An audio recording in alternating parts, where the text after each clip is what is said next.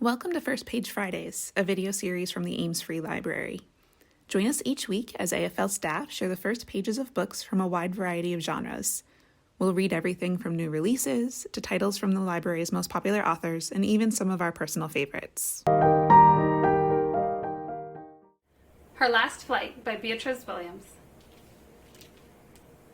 Bardenas Reales, Spain, January 1947. The airplane lies in the shadow of a plateau, half buried in sand and scrub. It sits at an angle, so the right wing slants upward against the sky while the left wing sinks into the ground. The dull green fuselage is mostly intact, but the tail has broken off. Only the ghost of its original paint, the red, yellow, and midnight purple of the Spanish Republic, has survived a decade of relentless white sun. I dismount. The mule jerks his head.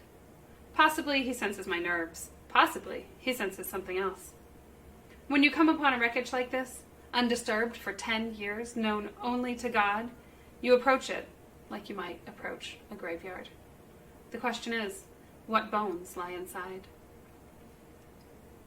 According to the map, my mule and I have traveled about 8 miles west of the town of Valtierra in southern Navarre, in the middle of what they call the Badlands.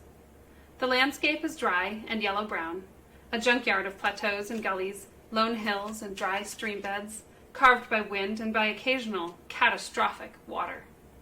In summer, the heat would singe the hairs from your neck and the dry air would suck the sweat from your skin. On this January afternoon, the weather is equally arid, but cold.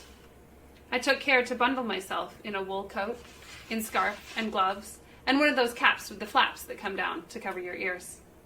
I don't do well in the cold, you see. My blood requires sunshine to stay warm.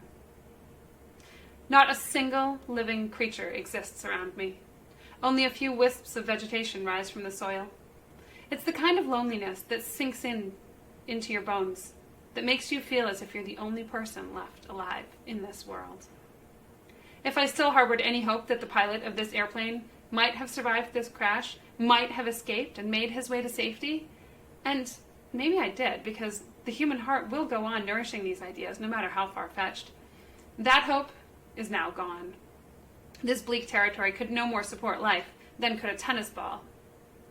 And it is a terrible place to die, isn't it?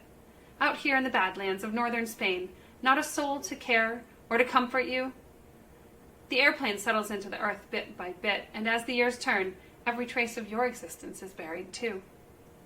If my guess is correct, the man inside this French-built Potez bomber was once one of the most famous people on Earth. And now he rests here, in the Spanish desert, body left to rot in the sun, untended and unwept for. Sic transit gloria mundi.